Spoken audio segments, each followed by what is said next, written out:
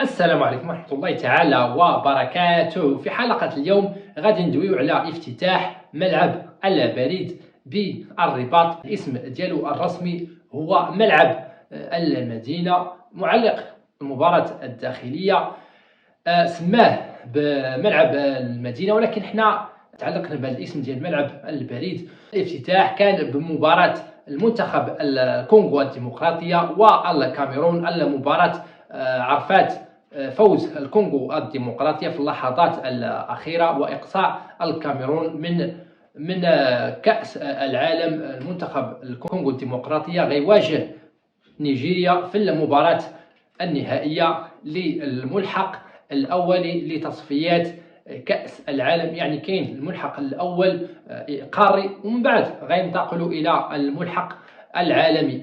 نحاولوا ندويو على الملعب لا من الداخل ولا من الخارج، وكذلك من المرافق ديالو. اولا غندوي على الشكل ديال الملعب من الداخل وكذلك من الخارج.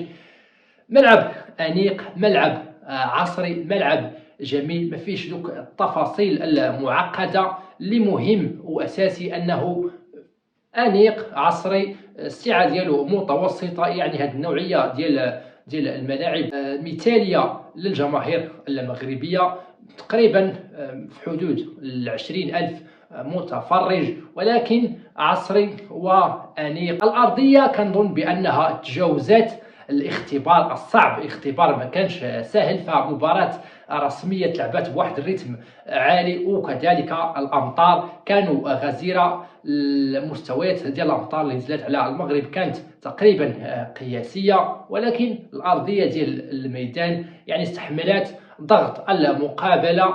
اللهم يعني ديك الخطوط اللي مع توالي المباراة كتحس بانهم كيبهتوا، ربما لانها مباراة اختبارية، مباراة تجريبية للملعب. المنظمين يعني ما اهتموش بزاف بهذه التفاصيل. كنظن بان الارضية خدات الاوكي 8 الى 9 من 10.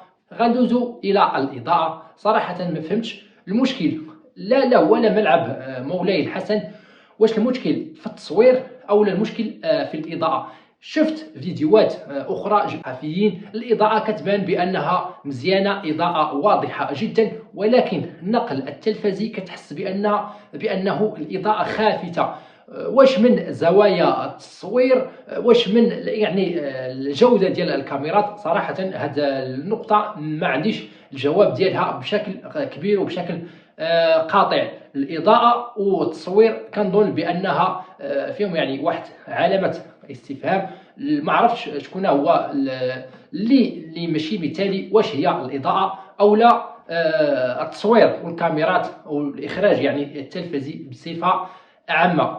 غادي ندوزو الى واحد المشكل كاملين شفتوه، الا وهو يعني الملعب كان كيقطر.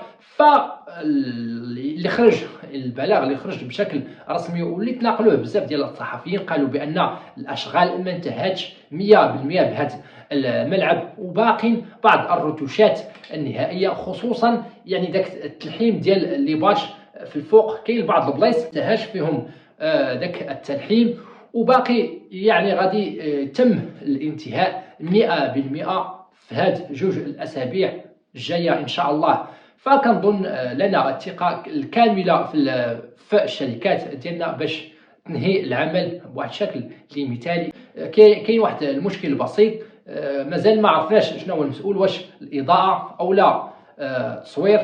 نتمنى أن هذه النقطة غادي تحل قبل كأس أفريقيا. وفي نهاية الفيديو ما تنساش انك تشترك معايا الراي ديالك، ذلك يعني تدعمنا بلايك وتشترك اذا كنتي ما مشتركش. وشكرا والى حلقه قادمه ان شاء الله.